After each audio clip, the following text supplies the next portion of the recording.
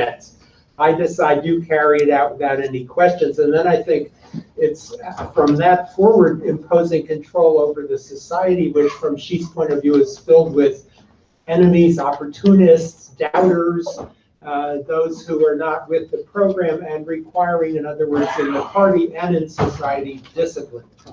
Okay, just a little bit of background that basically a year and a half ago, they enshrined the BRI, the Belt and Road Initiative into the Communist Party constitution, and then a year ago, Xi Jinping got lifelong power.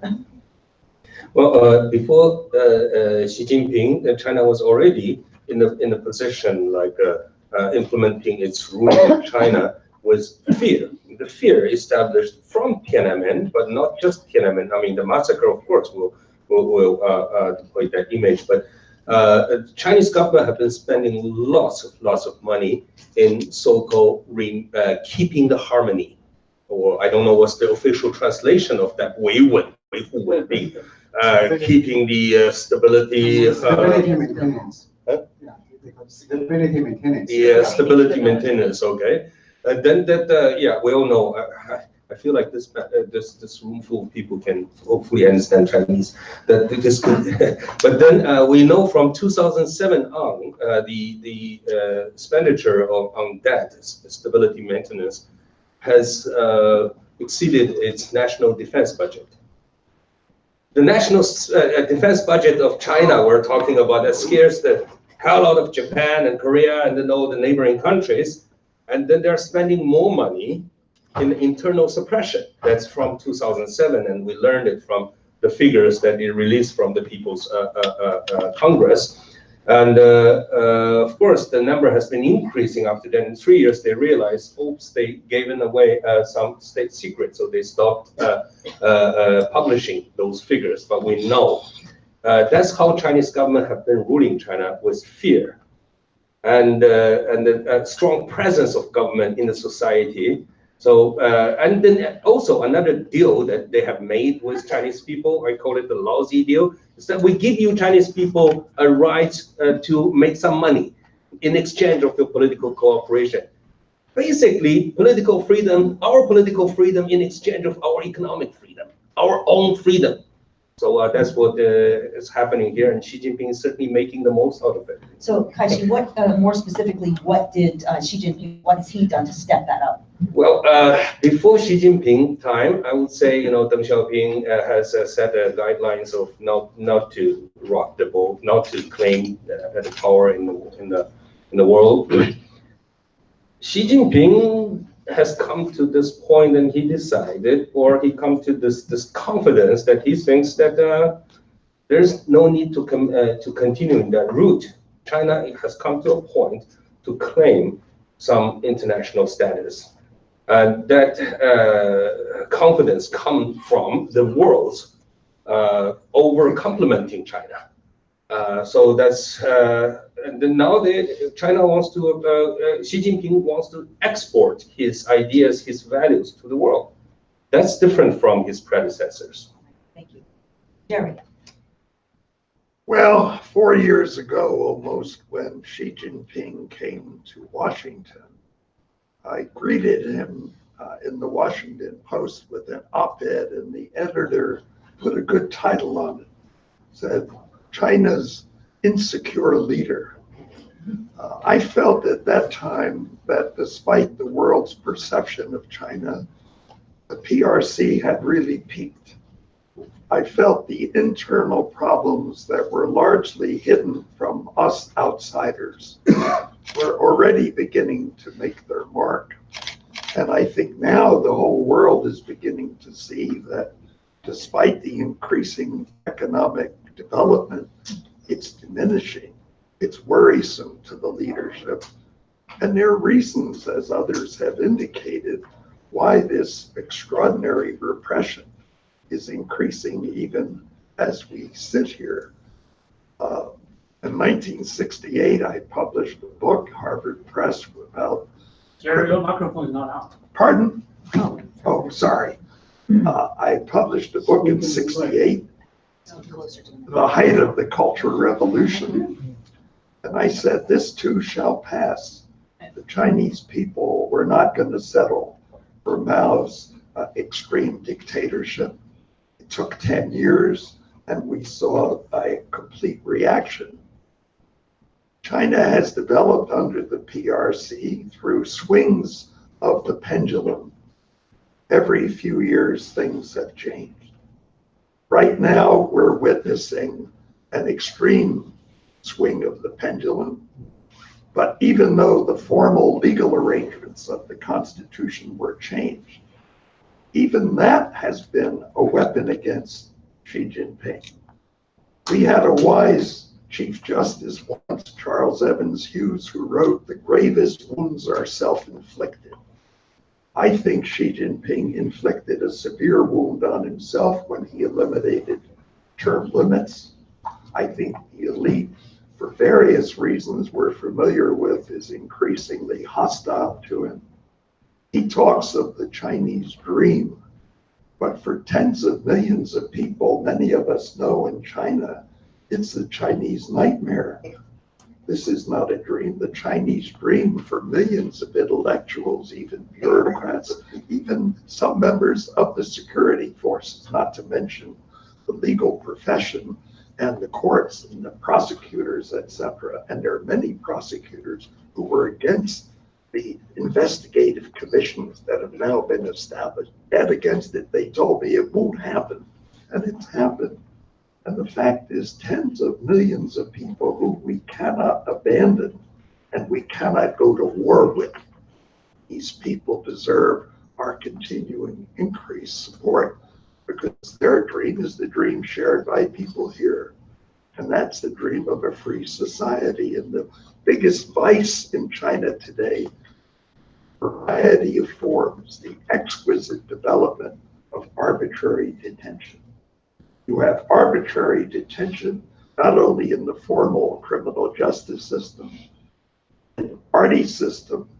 People who are purportedly released aren't really released.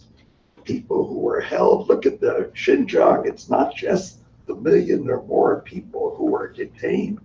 It's the people on the outside who have lost all freedom. They are detainees. Jerry, if I could ask you something about the point you made earlier that Xi Jinping has inflicted a wound against himself. Can you talk a little bit more about that? Because it's not immediately apparent how he has inflicted a wound against himself. The cost of doing that, I don't think he could have anticipated, even though the secret measures that he took obviously revealed an insecurity. He couldn't have done this in a normal constitutional process that even the party rules call for. He had to do this on a sneak basis. But the reaction even then, I think, has been far more severe than he could have anticipated. And you hear some of it even in the audience today. Well, that's the reaction among people who are not in power. So far, he has been able to persuade everybody. There was no opposition. It's a reaction of people who are among the Communist Party elite. That's why I mentioned earlier, Hu Yaobang, Zhao Ziyang.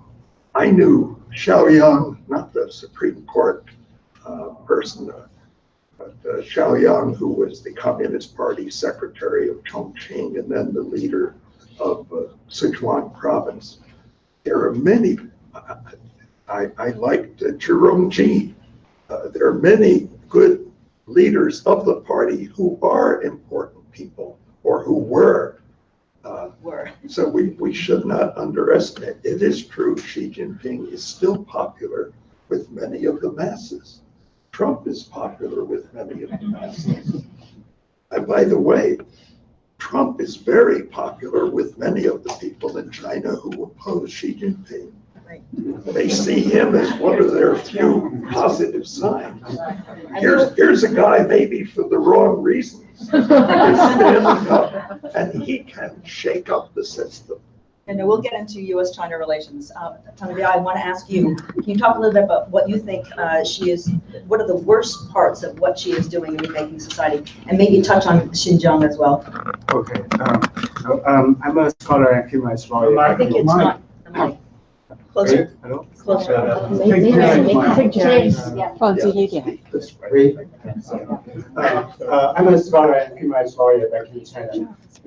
Under this repressive regime, it's kind of amazing that we can develop our rights defense movement during Hu Jintao era and late Jiang Zemin era. And since Xi Jinping took his power in late 2012, he has targeted all the forces that helped our human rights movement, the civil society developing. Human rights lawyers, famously the July 09 crackdown, the roundup of human rights lawyers, and bloggers, journalists, internet, universities, underground churches, Tibetan and Xinjiang and all other religious groups.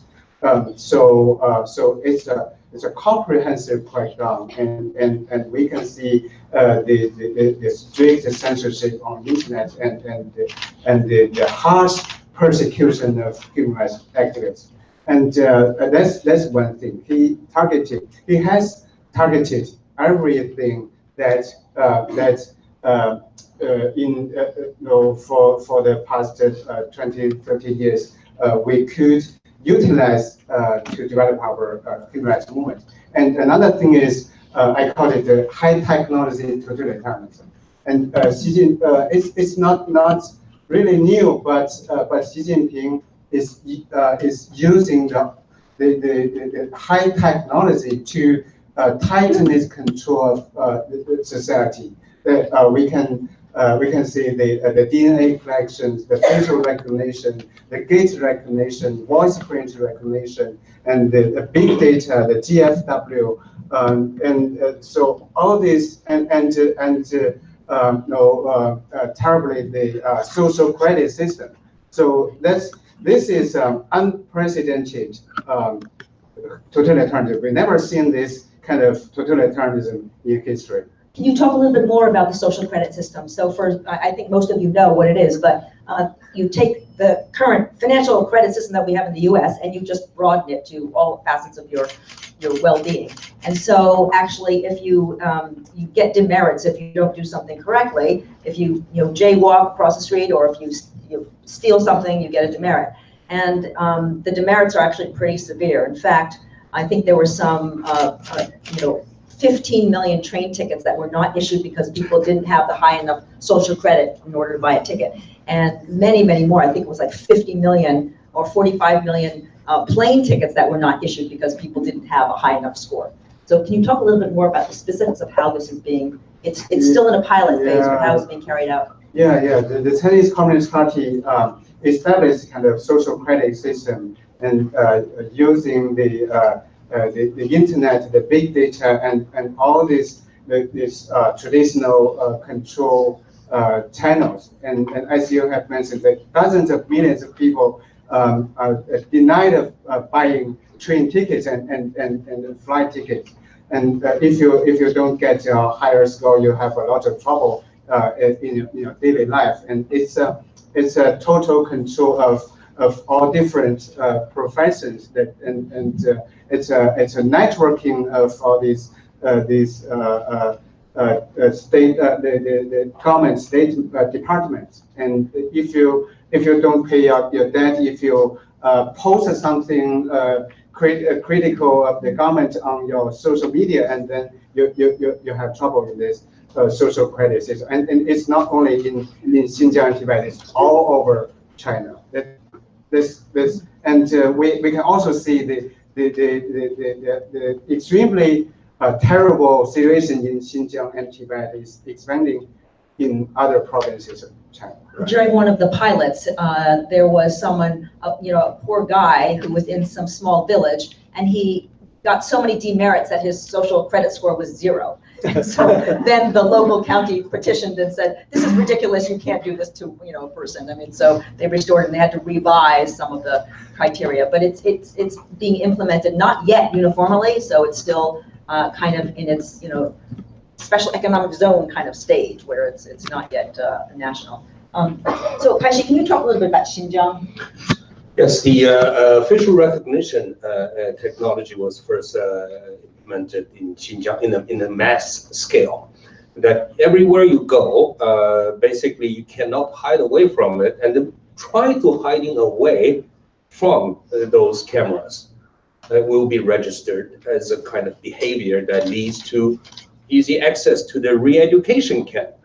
That's what the Communist Party calls it. And you know, I find it funny that United States is debating about what to call it, what to call that camp. Internment camp, concentration camp. I don't know. You know what? It's they grab people from their home against their will and take away their freedoms, put it in a big room. I don't know what you call it. It's concentration camp, it's prison, it's all of the above.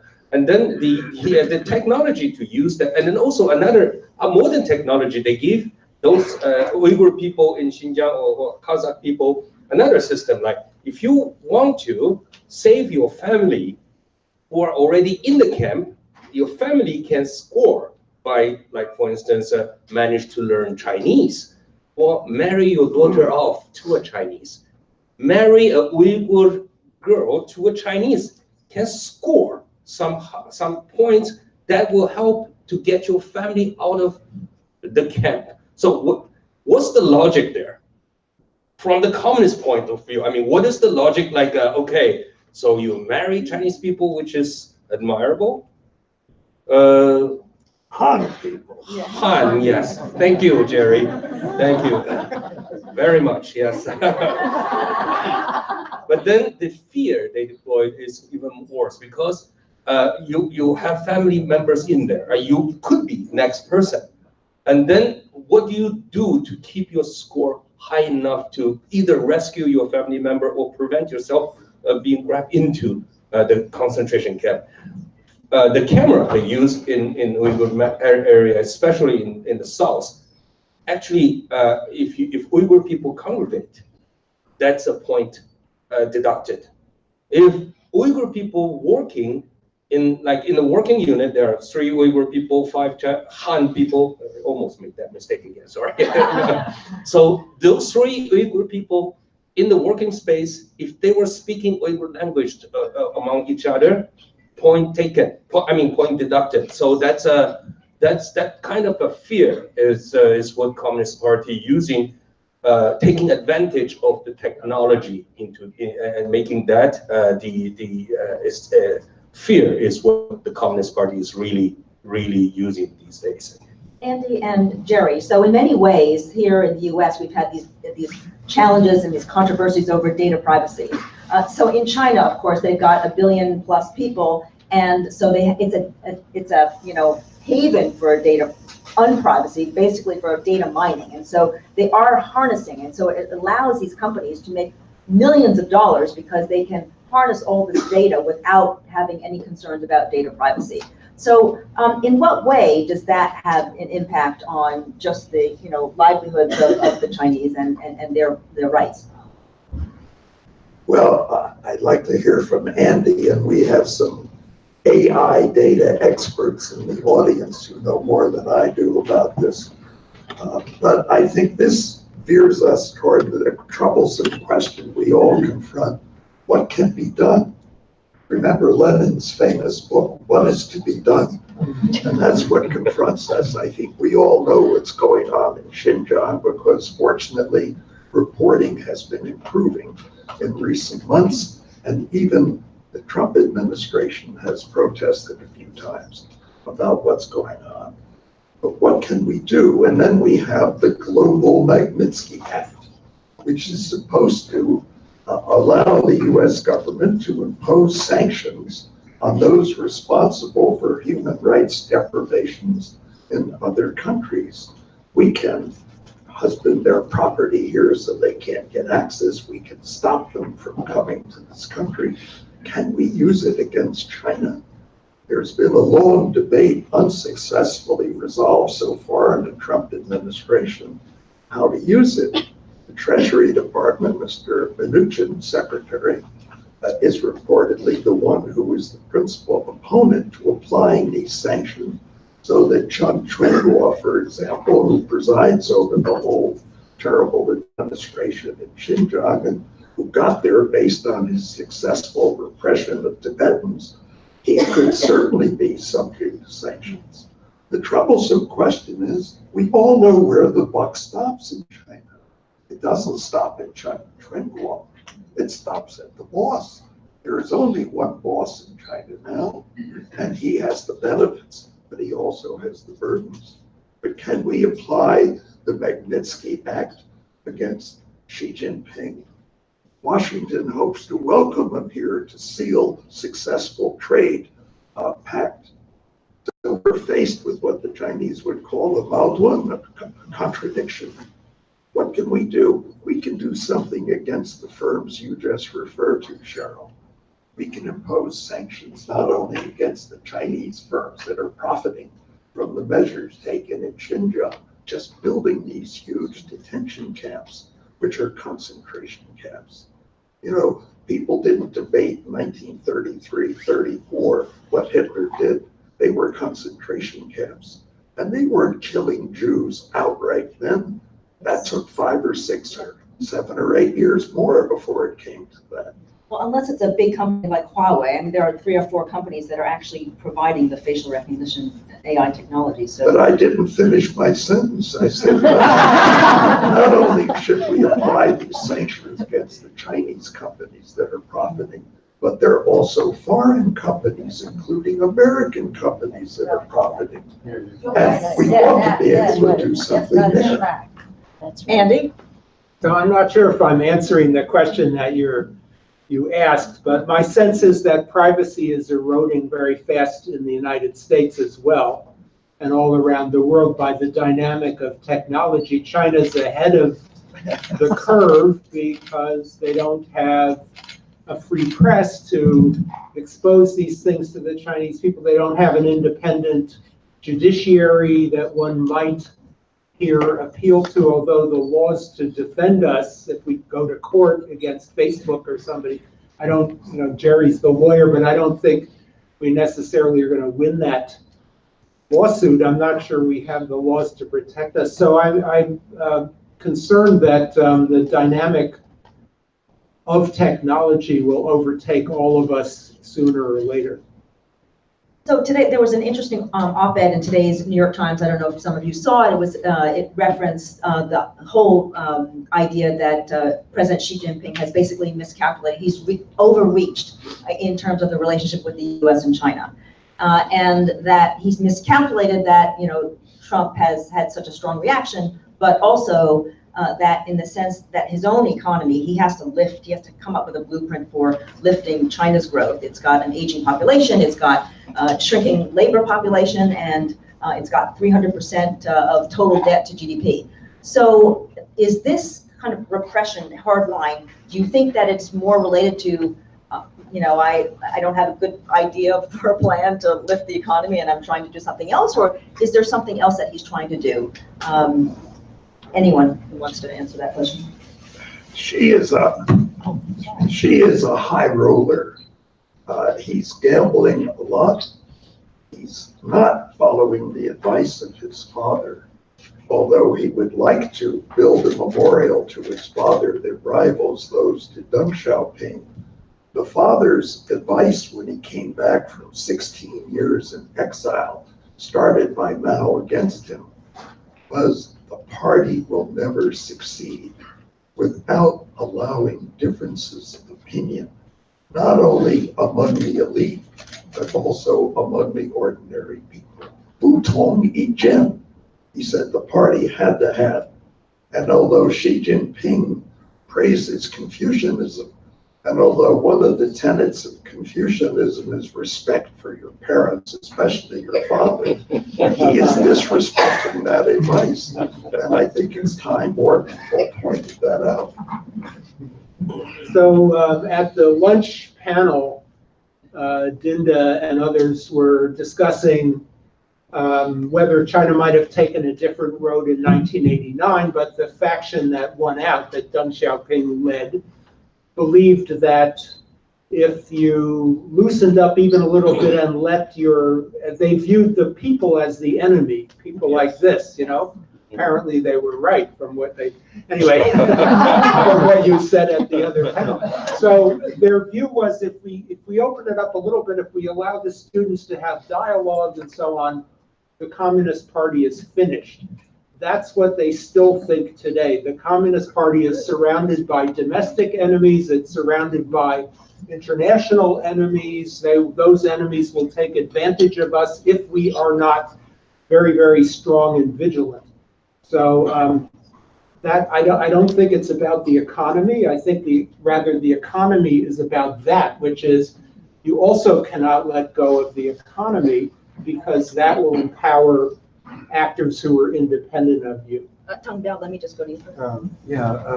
Of course, Xi Jinping had Louder. Of course, Xi Jinping has made Switch mic.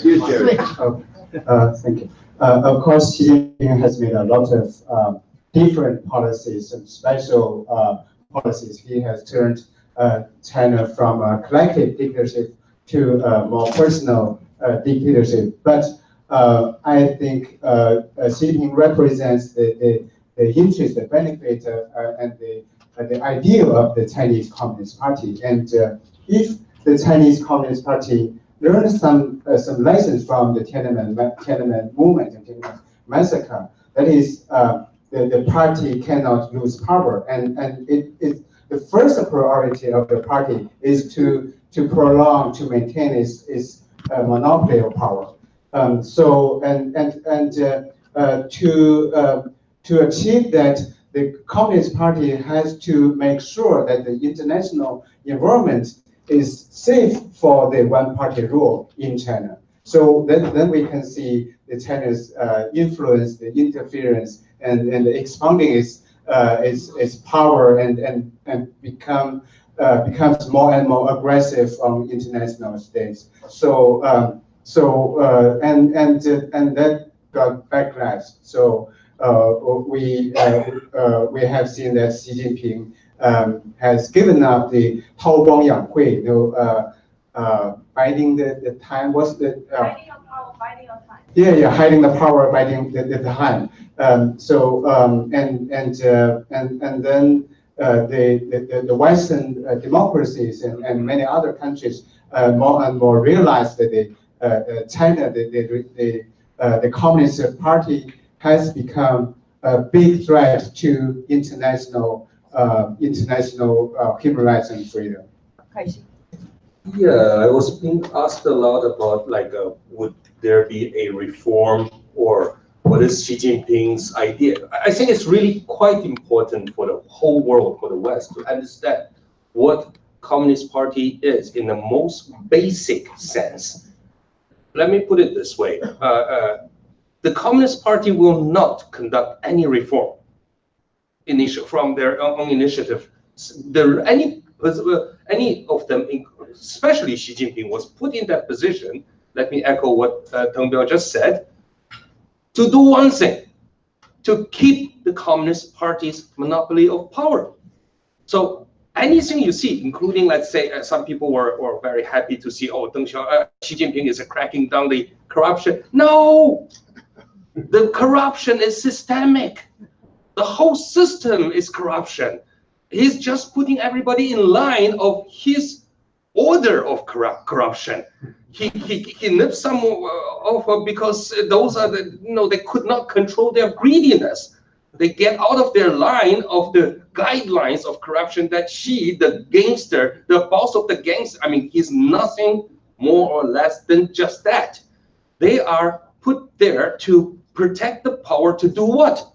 You think Communist Party is ideological party to fulfill the communism?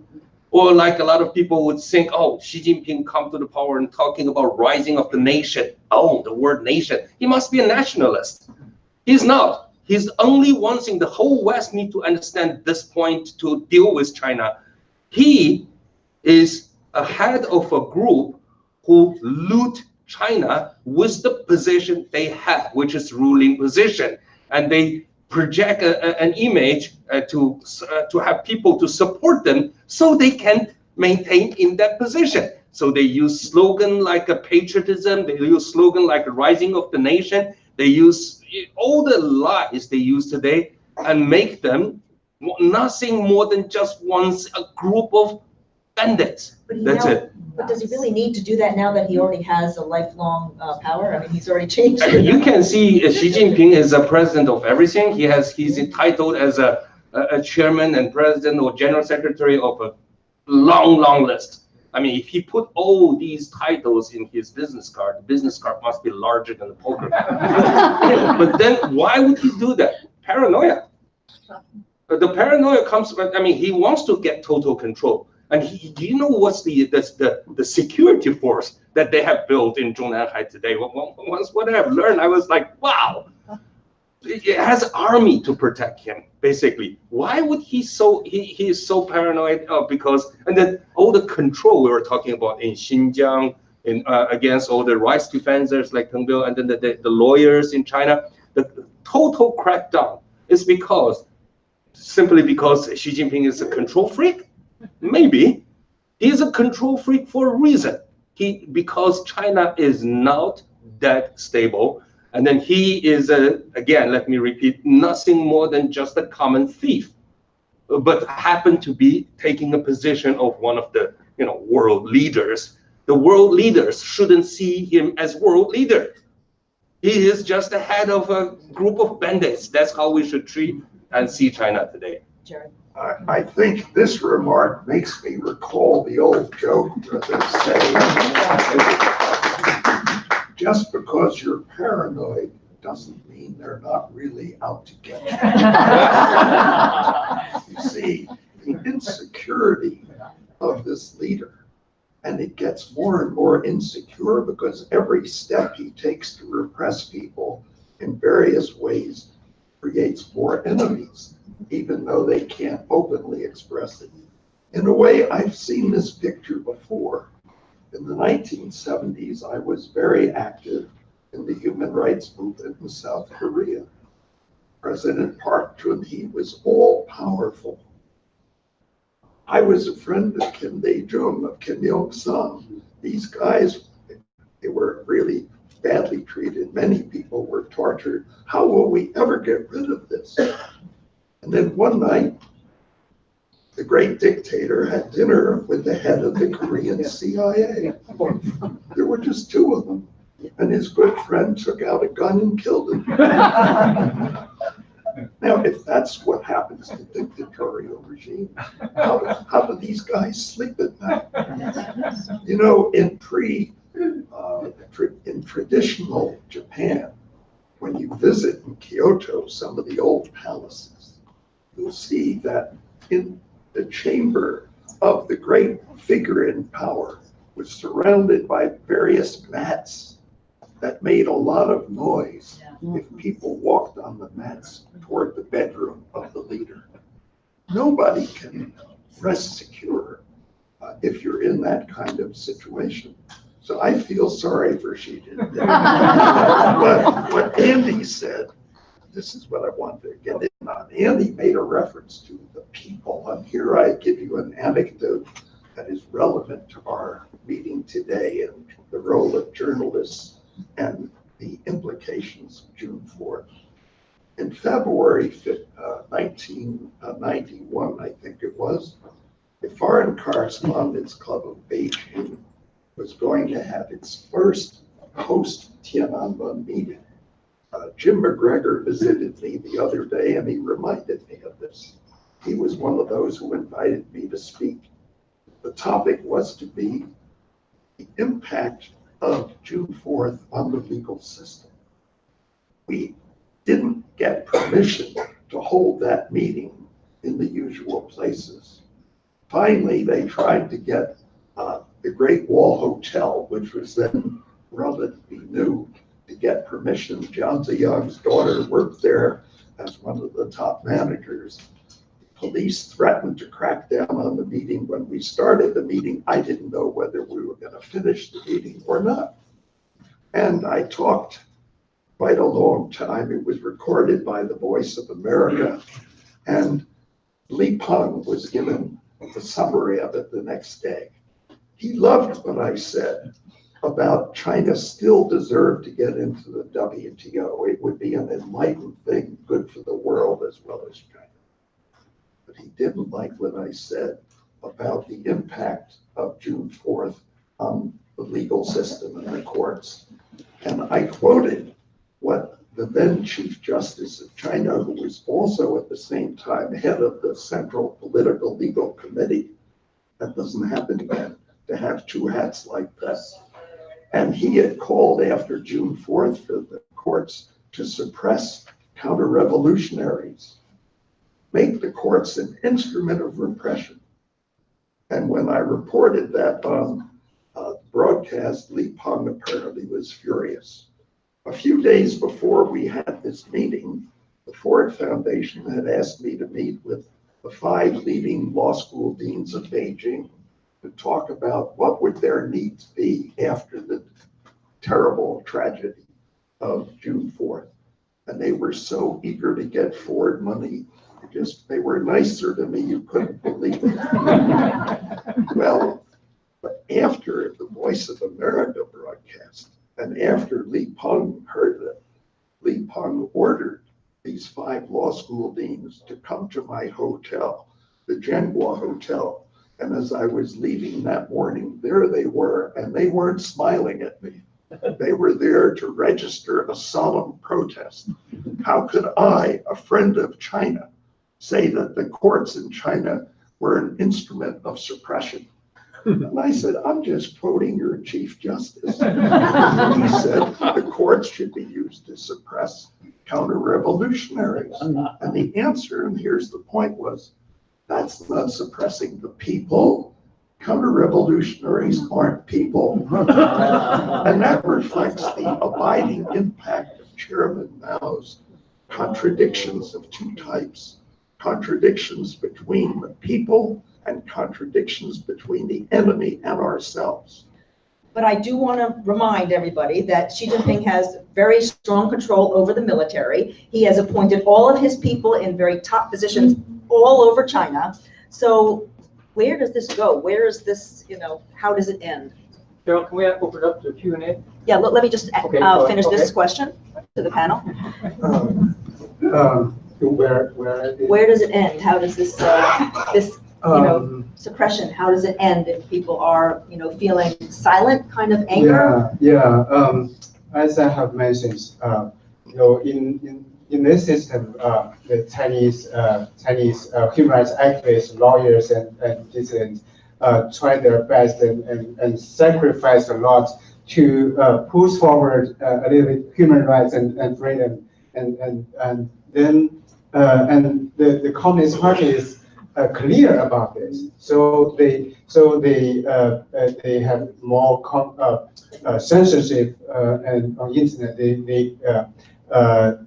They have established more surveillance, and they arrested and imprisoned the human rights activists and dissidents and underground church activists. So it's really difficult for the Chinese people, for those who want to change China, to organize, to mobilize the human rights activists and democracy activism in China. So and what's happening in Xinjiang is really alarming, and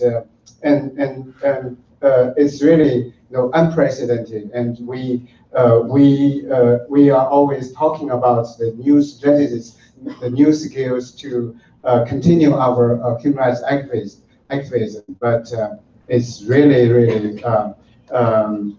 difficult, and it's becoming a threat to international freedom and democracy. So not only Chinese Communist Party is not only a threat to our Chinese people, but the whole world. So the whole world, especially the Western democracies, should think about this. It is maybe the most important thing that all countries, all people in this planet are facing. Andy?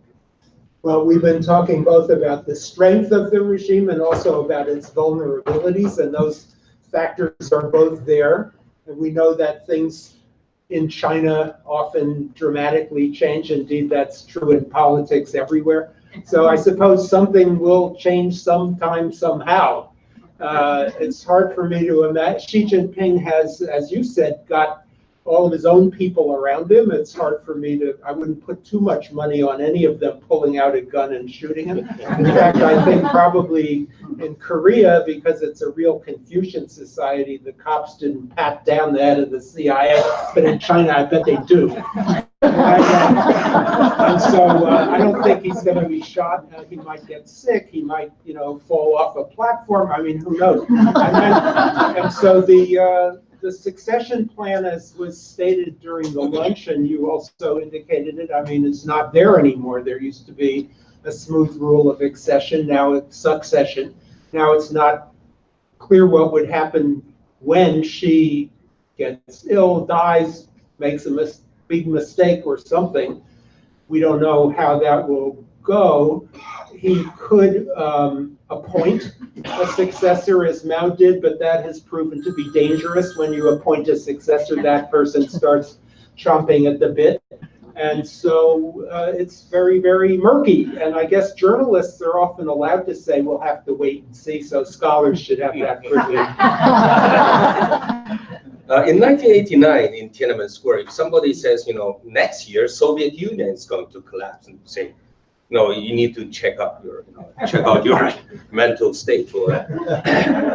Nevertheless, in 1990, Soviet Union, the almighty second most powerful country throughout the resist the Cold War and everything, did collapse. So there are every reason that we can argue that China should collapse next year, or there are also every reason against that idea. So sometimes you do apply for the logic, and then often when the thing happens, the scholars can come back and say, you see, I told you. But then they can line up all the reasons for what really did happen, although probably a year or 2 years before, the same person can give all the reason it wouldn't happen. So in China, I'm in exile. I have no luxury to living without hope. I have to be hopeful. And then, but in the past many years, then when I have a chance to give a public speech, I often say, it is not the world's responsibility to push China toward democracy. It is us. It is ours. We call ourselves democracy activists.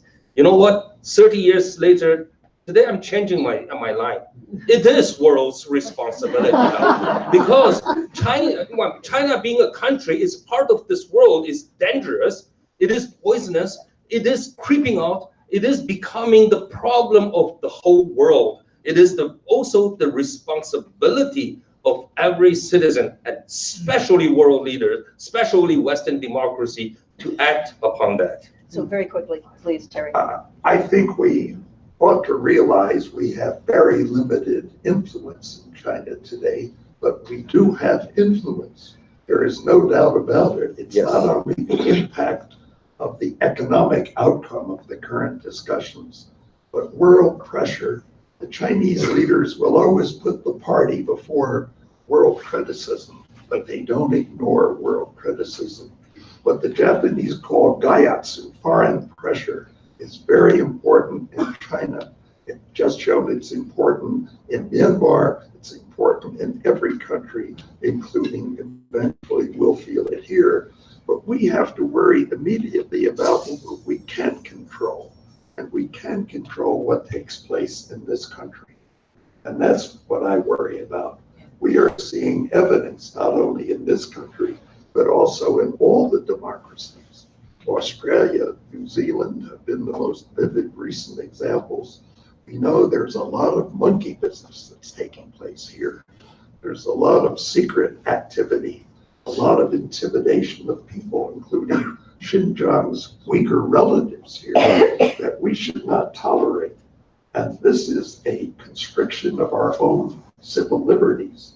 So we can take steps on that, but we've got to be careful, because we have to protect our own democracy, even while stopping what could be sometimes kidnappings. This gentleman here was a victim of kidnappings in China, but we've seen kidnappings from Hong Kong.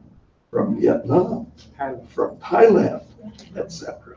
And we've got to put a stop to any violations of our own human rights, civil liberties here. We got to start there. We can't finish there, but at least we know we can do something. Thank you, Jerry. One question? Can you borrow the microphone, Jerry? Sorry. Well, if you just ask a question about, that's probably the last question. Okay. Can you describe the Trump effect on China? It's interesting. Tongue-biao's turn. Like a few weeks ago, South China Morning Post has a report discussing the attitude of Chinese dissidents towards Trump, and all the interviewees are supporting Trump, and I'm the only one opposing him. And so they yeah. So many Chinese dissident and human rights activists really hope that Trump's hardline policy towards China, the trade war, can be like a trigger point, can be an important element to push China's change, the regime change maybe. I think that's only wishful thinking. That's going to happen. And Trump is not a person supportive of human rights and universal values. And but if so I'm a human rights lawyer, and I think human rights should be an important thing on the political agenda between China and the United States, and we really need a U.S. leader who can sustain the universal value and tell China to change their political system and everything that Trump is caring about. The intellectual property, the currency manipulation is related to political system in China. We do have time for another question. Could I just answer Sure. that a little bit? We've only talked about Like Cheryl, like us. No, go ahead, Jerry. But we've only talked about the impact of Trump on human rights people in China. But what about the impact of Trump on Xi Jinping? And what about on his elite and advisors? First of all, they've been very confused, and we can understand it. Secondly, they have to ask themselves, what is his game? Does he merely want to improve America's balance of payments? Is he really striving for re-election in 2020, and all of this is an elaborate charade? Does he hope to emulate what people claim Reagan did? He wants to overthrow the communist regime in China. What's his goal? Is it limited? Is it maximal? How do we cope with this guy? You have to forgive him for being a little uncertain.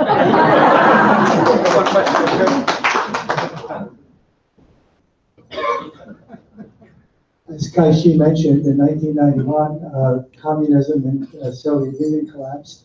Now we have a Soviet-style dictatorship, authoritarian regime without Marx and Lenin. And when is that facade going to fall away in China, or why hasn't it fallen away in the same way that it did in the Soviet Union? It may well. Well, in the last 30 years, Communist Party have done their best to, as I was described, like implement fear in China. And then they did it well. And then, as Tong Biao described earlier, they adopt all modern technologies. And then it has come to, the world is seeing a kind of totalitarianism as it's never seen before. And then when in the past, when we tried to inspire people to fight against Communist Party, I used to say one line. I say, they just don't have enough prison cells to lock everybody up. That's that. But then they said, you know what? We were showing we're gonna build a concentration camp that can take in millions of people. So the Communist Party did one thing really well in the last 30 years, which is to know how to protect themselves. And they have done that with the complementing of the world.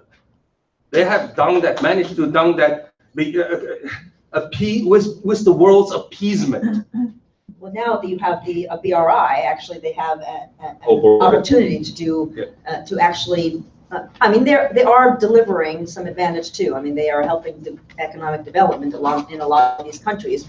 And they've actually had to backtrack on some of the maneuvers that they've made, such as, you know, if local government can't pay the debt load that China has given, then, you know, China takes, you know, equity stake in it. But they've actually, you know, backtracked a little bit on that. So they're getting pushback. So I think the world has levers to actually push back on China, but they tend to be economic levers, not human rights levers. Well, being a democracy activist for the last 30 years, I think Teng Biao would definitely agree with me on this one. Pressure works. Apply pressure. And just, you know, do it even smarter. Find where it really hurts, and then apply pressure there. But how to do that? Know who you are dealing with. It's not an idealist party. It's not a nationalist. It's a group of bandits, as I was saying. You know, you threaten them with their interest, and see how they're going to react to that. And this government, this United States government, unfortunately, at this point, is an interest-centric government. We need a value-centric Western democracy. Unfortunately, that's not the case.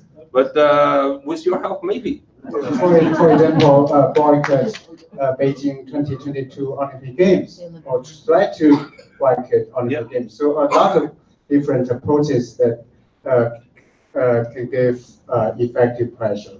We have 3 more minutes. So one more question, please. Anyone? Don't. Okay. You can talk loud.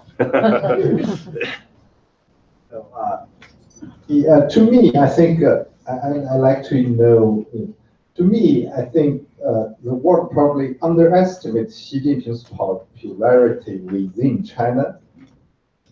So this is a question I want to ask you. What do you think?